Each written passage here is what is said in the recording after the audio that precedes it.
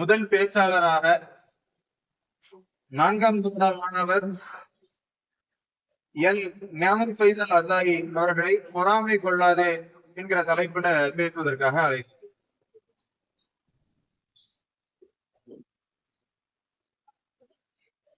அஸ்ஸலாமு அலைக்கும் வரஹ்மத்துல்லாஹி வபரகாத்துஹு. அல்ஹம்துலில்லாஹி ரப்பில் ஆலமீன்.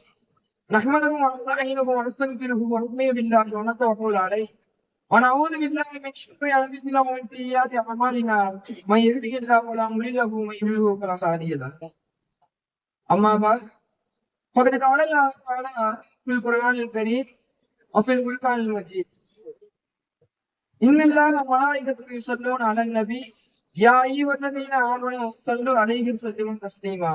அல்லாஹும்ம ஸல்லி அலா ஸய்யிதினா முஹம்மதின் வ அலா ஆலி ஸய்யிதினா முஹம்மதின் வ பாரிக் வஸல்லிம் அலைஹி. வகால நபினா முஹம்மது ஸல்லல்லாஹு அலைஹி வஸல்லம் இன்னமல் அஅமாலு பின்னியாத் அவ் கமா கான அலைஹி ஸலாத்து வஸலாம். புகழும் புகழ்ச்சியும் மன்னிக்காத மனிதர்களையும் விண்ணிற்காத விண்மீன்களையும் கண்ணிற்கு அழகாய் விதிகளையும் இந்த மனிதர்களுக்கு அழகாய் நபிமார்களை இறக்கி வைத்த அந்த ஆகிரத்தின் அதிபதியான வல்லோனைகள் அல்லாஹ்விற்கு புகழடைந்தும் அவருடைய சாந்தியும் சமான எம்பெருமானார் கோபால் நபி முஹம்மது ஸல்லல்லாஹு அலைஹி வஸல்லம் அவர்கள் மீதும் அவருடைய வாழ்க்கை அடிச்சுவடுகளை பின்பற்றிய உத்தம சக்தி சஹாபாக்கள் தாபீன்கள் தபா தாபீன்கள் நாதர்கள் சுஹதாக்கள் வழிவார்கள் மேலும் நல்ல முஃபீஸில் அமர்ந்திருக்கும் நாம் நம்மை சார்ந்த அனைவரும் மீதும் அல்லாஹ்வுடைய மேலான கிருபை உண்டாகுமாக கூறியவனாக என்னுடைய ஆராய்ச்சி.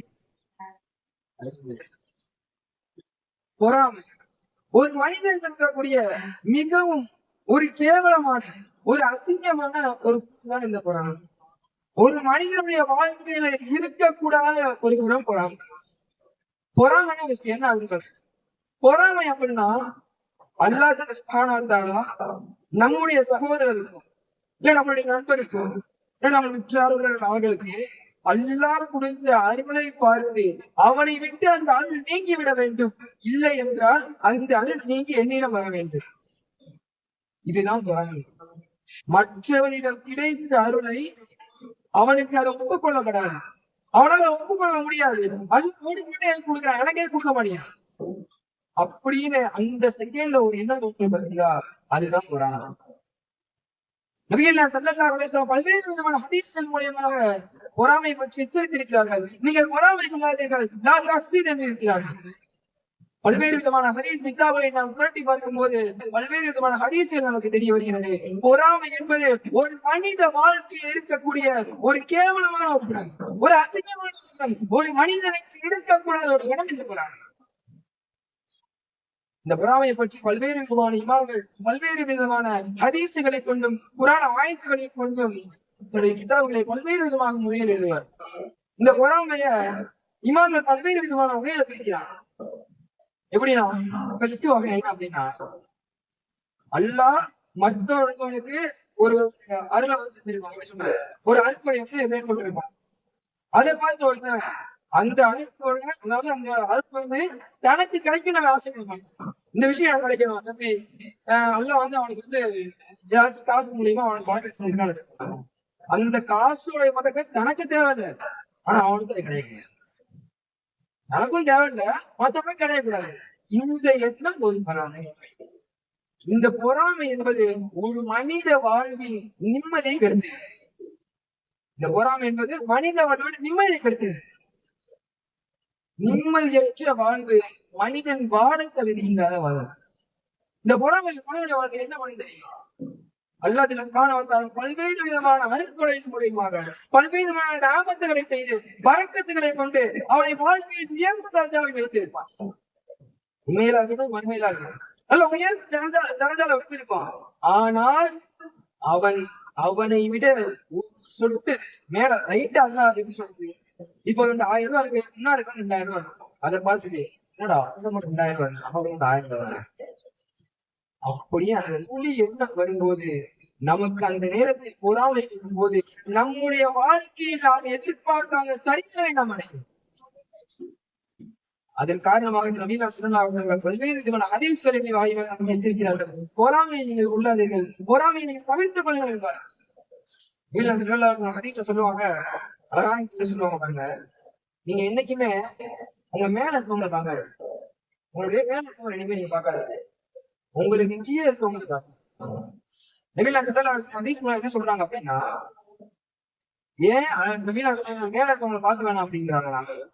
ஏன்னா அல்லாஹ் இவனை விட கொஞ்சம் எக்ஸ்ட்ராவே அவங்களுக்கு இதை விட கொஞ்சம் எக்ஸ்ட்ராவே கொடுத்திருப்பான். அவங்களுக்கு காசுல வரக்க செஞ்சிருப்பான், இல்லைன்னா மனைவி மக்கள்ல வரக்க செஞ்சிருப்பான், குழந்தைகள்ல வரக்க செஞ்சிருப்பான், உற்றார் உணவு கழிந்தவர் பல்வேறு விதமான திசைகள்ல வரக்க செஞ்சிருப்பான். ஆனால் இவருக்கு அது கொஞ்சம் லைட்டா சொல்லிருக்காங்க. இவருக்கு அந்த டைம் ஒரு பொறாமை அல்ல, அந்த மாதிரி பொறாமை ஏற்படக்கூடாது அப்படிங்கிறாங்க. இந்த மாதிரி பொறாமை ஏற்பட்டக்கூடாது, அல்லாஹ்விடம் தன்னுடைய உம்மத்து அடிமணிந்து கேவலமாக உங்களை நின்றுவிடக் கூடாது ஒரே காரணத்துக்காக சொன்னாங்க. உங்களுடைய மேல நீங்க பார்க்கிறாங்க, கீழே இருக்கவங்க எதுக்கு பாருங்க அப்படின்றாங்கன்னா, ஏன்னா உணவு இல்லாதவனுக்கு தான் உணவோட அருள், காசு இல்லாதவனுக்கு தான் காசோட அருள், சொந்த பந்தங்கள் இல்லாத நிலைக்கு அவங்க சொந்த பந்தங்களோட அருள். அப்படி போலதான் இப்ப நமக்கு ஒருவேளை சாப்பாடு கையில கட்டல, கொஞ்சம் தூரத்துல போனா அது கூட கிடைக்காம ரொம்ப கஷ்டப்படுற நிலையில ஒருத்தவங்க இருக்கா. அந்த டைம்ல நம்ம பார்க்கக்கூடிய என்ன நினைக்கலாம், கஷ்டப்படுறாங்கன்னு நம்ம கூடாது. அல்லாஹ் சுப்ஹானஹு வ தஆலா இந்த டைம்ல நமக்கு சாப்பாடுக்கு இந்த ரிஸ்க் எழுதிட்டான். அவங்களுக்கு கொடுக்காத நாமத்தை எனக்கு கொடுத்திருக்கிறான், அதற்காக என்னுடைய இறைவனை நான் புகழ்வேன். அவங்களுக்கு கொடுக்க ஒரு நமக்காக பாக்கெட்ல ஒரு 10 ரூபாய், அந்த 10 ரூபா இருந்தா ஏன்னா 10 ரூபாய் சாப்பிட முடியும், 10 ரூபாய் என்ன பண்ண முடியும், அந்த 10 ரூபாய் கூட கிடைக்காம பிச்சை எடுக்கிறாங்க, அந்த சின்ன காசு கிடைக்காம பிச்சை எடுக்கிறாங்க. அந்த டைம் நமக்கு நினைக்கக்கூடாது, இறைவன் நமக்கு இந்த 10 ரூபாவா இருக்கட்டும், 1 ரூபாவா கூட இருக்கட்டும், அதை கொண்டு இந்த இறைவன் நமக்கு பரவ செஞ்சிருக்காங்க. அதனால நிறைய சொல்லுவாங்க, உங்களுக்கு கீழே இருக்கவங்க நினைக்க பாருங்க. அதனால அல்லாஹ் சுப்ஹானஹு வ தஆலா சுவனத்துல ஒண்ணும், அதாவது சுவனத்துல ஒருத்தரோட இன்பங்களை மற்றவங்க பார்க்க முடியாது. ஏன்னா தனக்கு இருக்க இன்பத்தை விட இன்னொருத்தர் எக்ஸ்ட்ரா கிடைக்கும் போது நமக்கு என்ன தோணும், என்னடா நம்மளும் இப்படிதானே பண்ணோம், ஏன்னா அவர் கொஞ்ச நாள் எக்ஸ்ட்ரா செஞ்சாரு, அதுக்கு நம்ம அல்லாஹ் அந்த டைம்ல சுவனத்தில் இந்த பூமியோடு இந்த பொறாமை என்ற ஒரு அழிவு என்பதை நின்று விட வேண்டும், இந்த பூமியோடு இந்த விஷயம் முடிந்து விட வேண்டும், வாகனத்தில் சுவனத்தில் இந்த பொறாமை என்ற விஷயம் வந்துவிடக் கூடாது என்ற ஒரே காரணத்துக்காக அல்லாஹ் சுப்ஹானஹு வ தஆலா ஒரு சுவனவாசியுடைய இன்பத்தை மற்றொரு சிவனவாசி காட்ட மாட்டார். ஒரு பொறாமை பண்ண அவனுக்கு உலகத்தில் இருக்க அனைத்து விதமான செல்வங்களை கொடுத்தாலும் சரி, அவனுடைய மனசு திருப்தியாக, அவனுடைய மனசு திருப்தியாக. இப்படி பல்வேறு விதமான விஷயங்களின் காரணமாக பொறாமை என்பது ஆக சரிவை ஏற்படுத்தக்கூடியதாக சொல்லுவாங்க. இந்த பொறாமை என்பது வெற்றி பண்ண தெரியுமா, அது ஹசதும் யாக்கூல் ஹசனானு, அது ஹசதும் யாக்கூல் ஹசனானவங்க. இந்த பொறாமை என்பது உங்களுக்கு நல்ல விஷயங்கள் தான் சாப்பிடுது. அழகிய உதாரணம் சொல்றாங்க பாருங்க, எப்படி தெரியுமா சாப்பிடுது, ஒரு நெருப்பு இருக்கு பாத்தீங்க, அந்த நெருப்புக்குள்ள அந்த நெருப்புக்குள்ள கட்டை யூஸ் பண்ணிருப்பாங்க பாத்தீங்களா, அந்த கட்டைய எப்படி அந்த நெருப்பு எரிச்சு பொசுக்கி சாம்பலாக்கணும், அதே போன்று ஒரு மனிதனுடைய மனதில் இருக்கக்கூடிய அந்த பொறாமை என்பது அவருடைய நல்ல அமல்கள், நல்ல விஷயங்கள், அனைத்து விதமான விஷயங்களையும் அந்த பொறாமை என்பது அந்த மனிதனை விட்டு தூக்கி எறிகிறது. நீதான் பார்க்கணும், அண்ணன் வளர்ச்சியா இருந்தா தம்பி பொறாம, தம்பி வளர்ச்சியா இருந்தா அண்ணன் பொறாம, நன்மை வளர்ச்சி இருந்தா இன்னொரு நன்மை வளர்ச்சி, ஒரு நன்மை அதே நன்மை வளர்ச்சி இருந்தா மற்றொரு நன்மை பொறாம. இப்படி பொறாமைக்கார உலகில் வாழும் போது சொல்றாங்க, பொறாமையை விட்டு நீங்கள் பாதுகாக்க, பொறாமையை விட்டு நீங்கள் பாதுகாப்பு சொல்லுவாங்க. இந்த பொறாமை என்பது அவ்வளவு ஒரு மனிதனை, ஒரு விஷயத்தை அவனால் செய்து முடிக்க முடியாத அளவிற்கு இந்த பொறாமை என்பது அவருடைய படித்தறிவை மொத்தமா அப்படி அமைக்கிறது. சொல்லுவாங்க, ஒரு அழகான ஒரு சூப்பரான ஒரு ஹதீஸ், லா யுக்மினு அஹதுக்கும் ஹத்தா யுஹிப்ப லி அஹீஹி மா யுஹிப்ப லி நஃப்ஸிஹி. சொல்ற விஷயம் என்னன்னா, உங்களுக்கு பிரியமான விஷயத்தையே உங்களுடைய சகோதரருக்கு நீங்க பிரியப்படும் அப்படின்னா பொறாமை வராதுல்ல.